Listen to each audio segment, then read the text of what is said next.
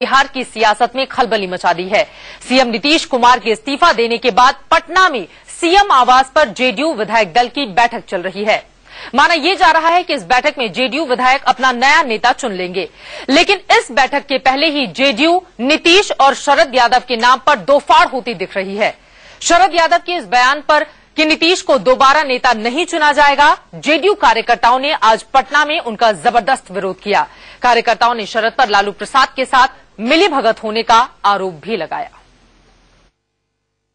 मुख्यमंत्री के पद से त्याग पत्र दे दिया है। मंत्रिपरिषद का भी त्याग पत्र आज महामहिम राज्यपाल महोदय को समर्पित हमने कर दिया। नीतीश कुमार के इस्तीफे के बाद पटना से दिल्ली तक सियासी हलचल तेज हुई। लगा कि मोदी की लहर का मुकाबला सहानुभूति की लहर से करने की तैयारी है, लेकिन कुछ ही घंटे में एक नई तस्वीर सामने आई। पूरा मामला जेडीयू के भीतर मचे सियासी घमासान में बदल गया।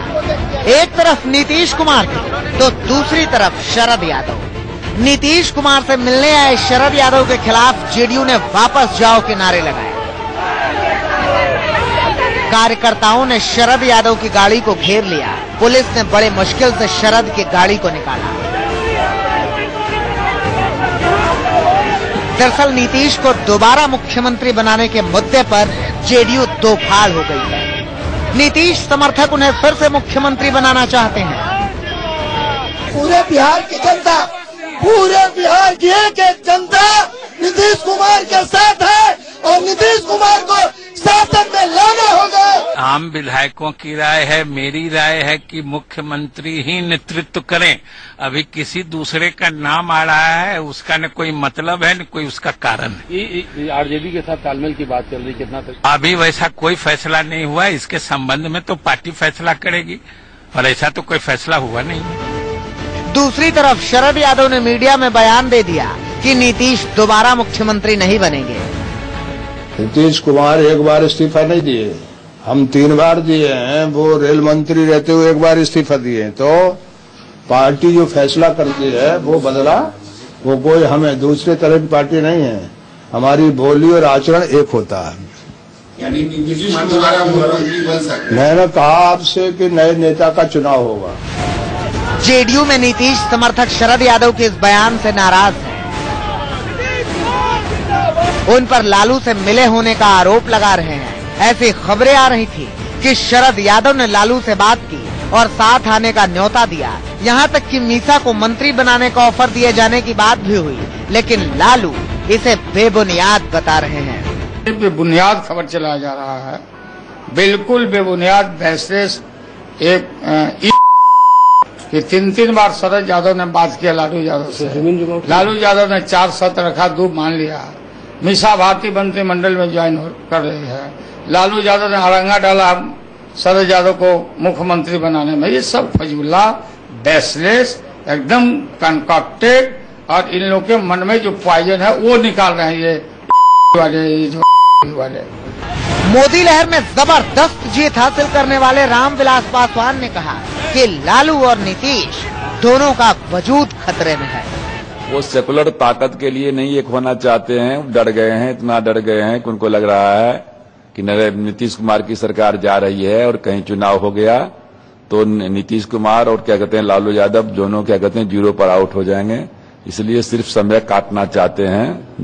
जब बाढ़ का पानी आता है तो सांप बिच्छू एक ही जगह पर बैठा रहता है।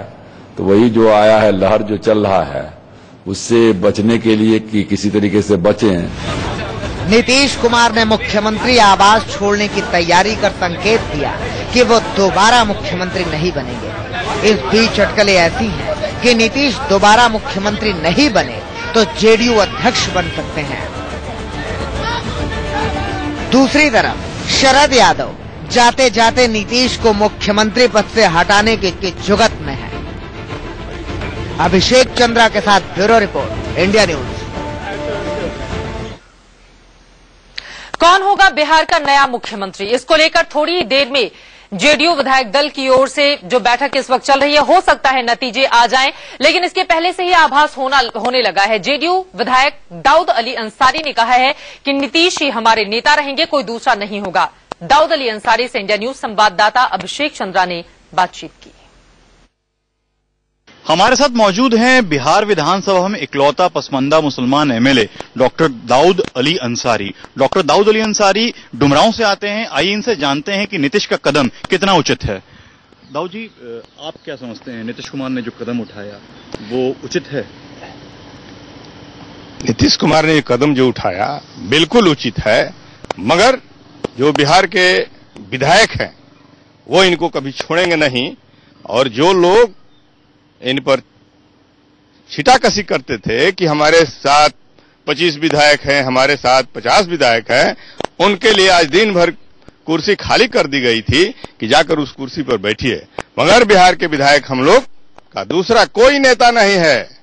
नीतीश कुमार हमारे नेता हैं और नीतीश कुमार हमारे नेता रहेंगे। सब विधायकों को अगले चुनाव में, जो चुनाव में जीतकर जो हम लोग आए हैं, नीतीश कुमार के नाम पर बिहार के जनता ने सबको मैंडेट दिया है और विधानसभा में भेजा है। विधायक दल का जो अभी सभा होना है, जो मीटिंग होनी है, उस मीटिंग में आप किसे समर्थन करेंगे? नीतीश कुमार को। नीतीश कुमार को हम लोग कहेंगे कि आप हमारे नेता है और नेता बने रहिएगा। दूसरा कोई नेता नहीं है बिहार का। इसके बावजूद भी अगर नीतीश नहीं मानते हैं तो हम लोग आत्मदाह करेंगे। इनको नेता बनना है और नेता बनकर रहा है, हम लोग इनके विधायक बनकर रहेंगे। और नहीं मानते हैं तो हम लोग आत्मदाह भी करने के लिए तैयार हैं।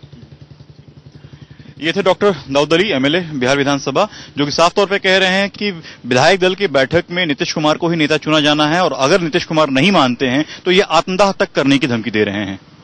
पटना से कैमरा पर्सन जितेंद्र के साथ मैं अभिषेक चंद्रा, इंडिया न्यूज। और इसी मुद्दे पर चर्चा की हम शुरुआत करेंगे। जेडीयू में दो फाड़ के लिए जिम्मेदार कौन है? तमाम खास मेहमान हमारे साथ जुड़ चुके हैं। हमारे साथ पटना से जुड़े हुए हैं नवल शर्मा जी, जो कि जेडीयू के प्रवक्ता हैं, संबित पात्रा बीजेपी के नेता और अवधेश कुमार जी वरिष्ठ पत्रकार। सबसे पहले पटना का ही हम रुख करेंगे। नवल शर्मा जी, विधायक दल की बैठक जारी है, क्या कुछ निकल कर आएगा सामने?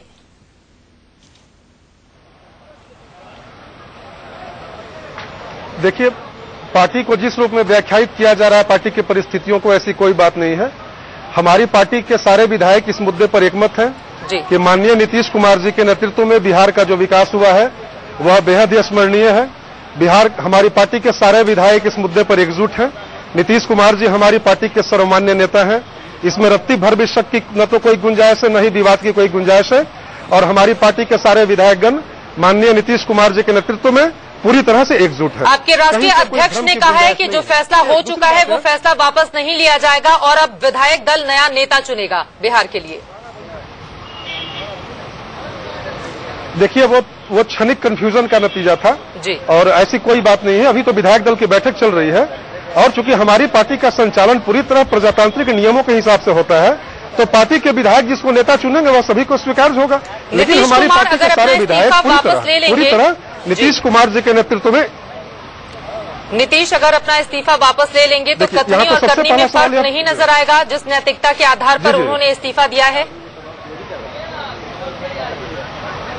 जी देखिए, सबसे पहला सवाल तो यह पैदा होता है कि नीतीश कुमार जी ने नैतिकता के उच्च मानदंडों का पालन करते हुए पद की रत्ती भर भी परवाह न करते हुए इस्तीफा दे दिया। उनके इस्तीफा देने के पीछे मात्र दो उद्देश्य था। पहला उद्देश्य था कि बिहार में विपक्षी पार्टियों के द्वारा, खासकर भारतीय जनता पार्टी के द्वारा, पूरे बिहार में जो भ्रम का वातावरण फैलाया जा रहा था कि हमारे साथ 50 विधायक हैं, इतने विधायक हैं, तो हमारे मुखिया ने नैतिक आदर्शों का पालन करते हुए इस्तीफा दे दिया। और अब भारतीय जनता पार्टी के सामने यह सवाल है कि अगर आपके साथ 50 विधायक हैं तो आप जाकर सरकार बनाएं। तो एक तो सबसे बड़ा सवाल यह है कि नीतीश कुमार जी ने विपक्ष के नेताओं को बिहार की जनता से माफी मांगनी चाहिए, इसलिए क्योंकि उन्होंने बिहार की जनता के बीच भ्रम का वातावरण पैदा करने की कोशिश की है। उन्हें तो नीतीश कुमार जी के नैतिकतावादी और उच्च आदर्श से भरे आपके दो बड़े नेताओं की ओर से दो अलग अलग बयान आ रहा है और आप इसके लिए दूसरों को जिम्मेदार बता रहे हैं। नवल शर्मा जी। नवल जी, मैं अवधेश कुमार बोल रहा हूँ। नवल जी भी अपने मित्र हैं। अगर इतनी ही नैतिकता आपके नेता में थी तो राजद को तोड़ करके उन विधायकों को लाने की कोशिश क्यों हो गई की थी उन्होंने? अगर नैतिकता ही बनी थी तो तोड़ना नहीं चाहिए था। अवधेश जी, आप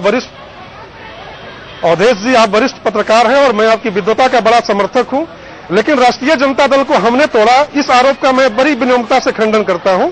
राष्ट्रीय जनता दल उस राष्ट्रीय जनता दल अपने पार्टी के सांगठनिक अंतर्विरोधों के चलते वहां के विधायकों में असंतोष था। इसमें हमारी क्या भूमिका थी? आप इसमें हमारी जिम्मेवारी अगर तय करते हैं तो मैं नहीं समझता हूं कि ये मुनासिब होगा।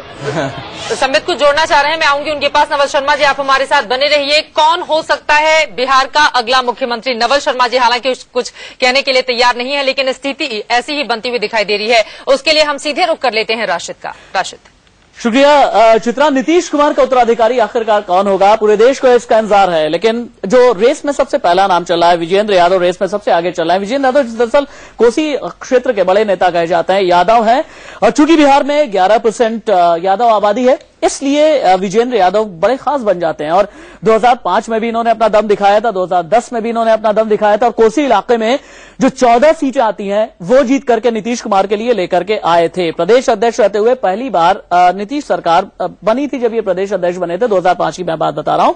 और सबसे बड़ी बात यह है कि नीतीश को भी बराबर साधते रहे हैं, शरद यादव के भी बेहद करीबी कहे जाते हैं। इसके बाद जो अगला नाम आता है, विजेंद्र यादव रेस में सबसे आगे हैं। विजेंद्र यादव के बाद जो अगला नाम आता है रेस में, अली अनवर का भी नाम है। अली अनवर के बारे में यह कहा जाता है कि बिहार में चूंकि अशराफ और पसमानदा मुस्लिमों को लेकर के भी खूब राजनीति हुई है, 16% की मुस्लिम आबादी है, और उसमें भी जो पसमानदा मुसलमान हैं उनके अगुवा कहे जाते हैं, उस आंदोलन के अगुवा कहे जाते हैं।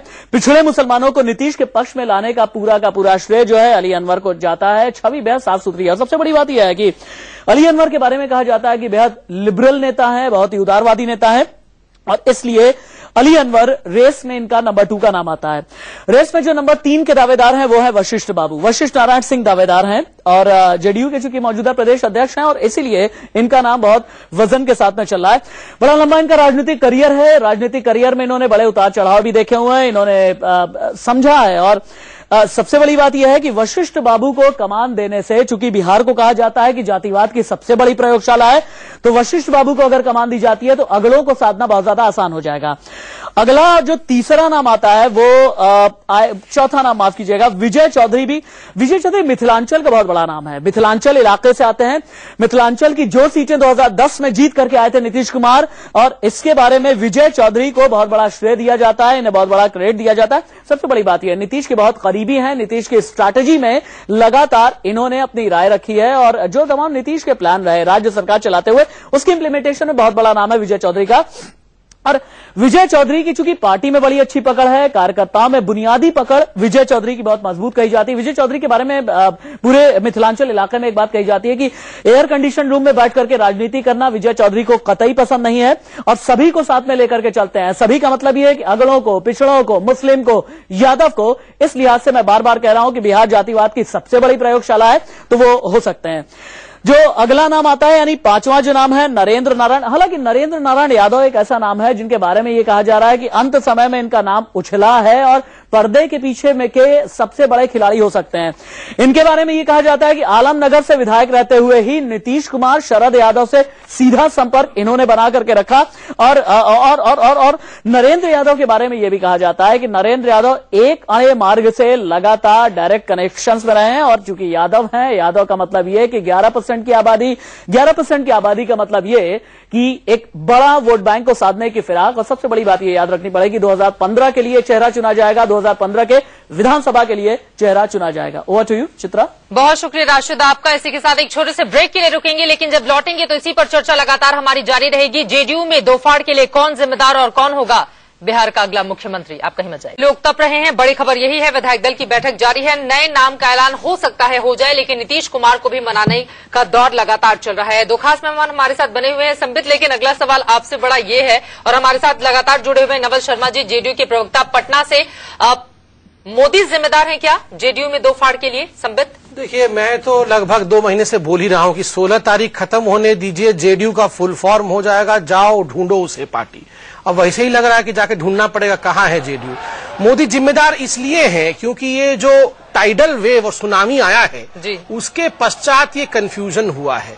जिस प्रकार से अभी मेरे भाई नवल साहब कह रहे थे कि क्षणिक कंफ्यूजन हो गया है और शरद यादव जो है नीतीश कुमार को नेता बनाना नहीं चाहते थे, ये क्षणिक कंफ्यूजन नहीं है, ये अटर कंफ्यूजन है। वेव और सुनामी के पश्चात जिस प्रकार अफरा तफरी मच जाता है, उस प्रकार आताताइयों पर अफरा तफरी मचा हुआ है। वो समझ नहीं पा रहे हैं क्या करेंगे। अंततः आप देखिए ईटीवी जो बिहार का है वो ये भी चला रहा था कि लालू ने फोन किया है शरद यादव को, शरद यादव, और लालू ने काफी वो डिनाई तो कर रहे हैं, मगर ये बातें मीडिया में चल रही है और बिना आग के धुआं नहीं होता। चलिए एक बार चलते हैं। नवल जी, संबित पात्रा का कहना है जेडीयू का फुल फॉर्म कुछ दिनों में हो जाएगा, जाओ ढूंढो पार्टी। जाओ ढूंढो उसे, यू भी है, जाओ ढूंढो उसे। जी